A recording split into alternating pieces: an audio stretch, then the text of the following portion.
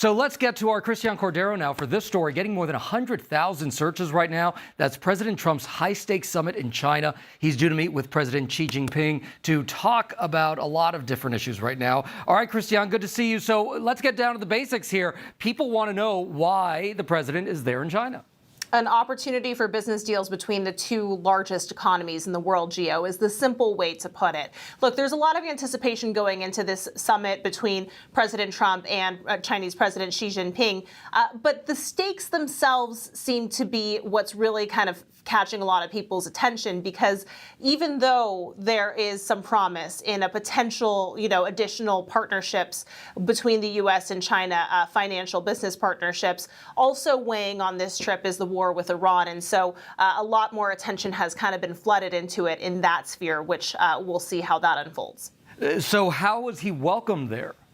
Well, you saw a little bit of those clips, Gio, right? I mean, the red carpet was rolled out. Often we talk about that when there are other diplomats who come here to the U.S. You can see school children kind of flanking the administration as they walk down that red carpet with Chinese and American flags. And so it no doubt was a warm welcome. And because of what I just mentioned with Iran, the posture on Xi Jinping's part is pretty relaxed compared to what it could be. The pressure isn't quite as dialed up because he knows that he has some certain leverage over the administration in what the president is facing right now, which is the realities of this war with Iran.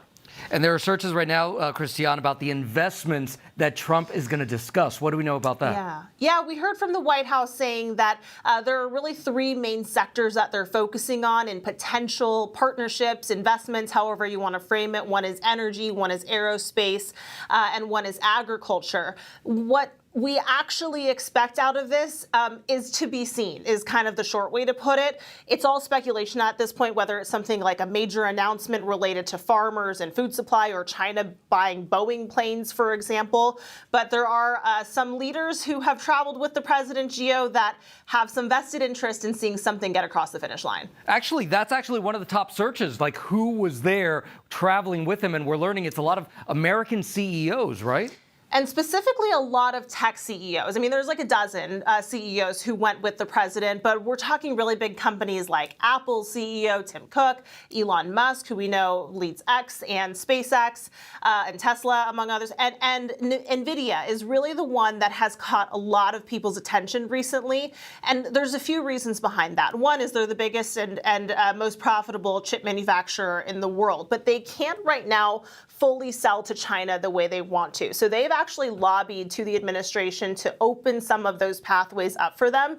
China right now is in the AI race. We have been talking about it extensively, as have many American companies trying to beat them.